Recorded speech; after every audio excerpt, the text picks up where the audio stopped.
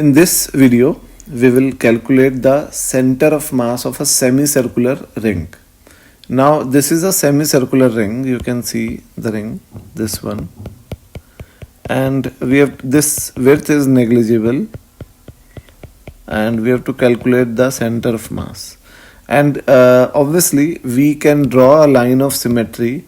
And we can say that the center of mass will lie on this line. This is the line of symmetry because line of symmetry, because center of mass is always lying on the line of symmetry, and this line of symmetry is dividing this ring into two equal half parts. So we have to, if this is the origin, this point is origin, then we can say that the x coordinate of the center of mass will be definitely 0 because it is lying on the y-axis, as y-axis is the line of symmetry. Now we have to only calculate the y-COM of the center of mass, and for that we have assumed an element. You can see this element whose length will be r d theta. We all know that length of arc is theta into radius. So this angle is d theta, this angle, and this is theta. So the y coordinate of this element is r sin theta, because this is r and this component will be r sin theta and this component will be r cos theta.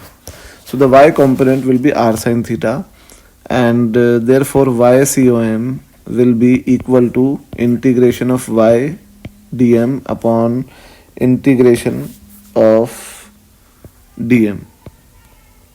Okay, so this is equal to integration of y. Now y coordinate is r sin theta and dm is the small mass of this element. So dm will be equal to mass, total mass of the ring upon its total length into length of this arc, which is r d theta. So this is m upon l into r d theta, limit from 0 to pi, because the first element would be at this point, and if we integrate starting from this point, then the initial limit will be 0 and the last element would be at this point. So the final limit would be 180 degree. So y COM, now the length, this is m into r square by l, and this is integration sin theta d theta, limit from 0 to pi, divided by the total mass m.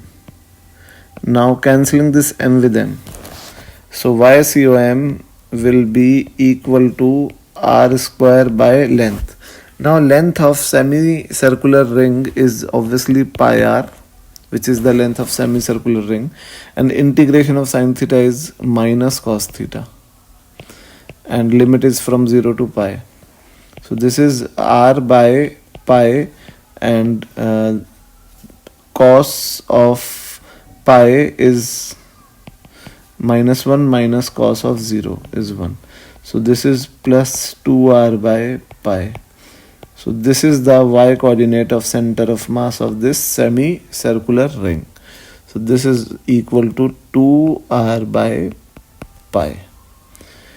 Now we will move on the center of mass of semicircular disc.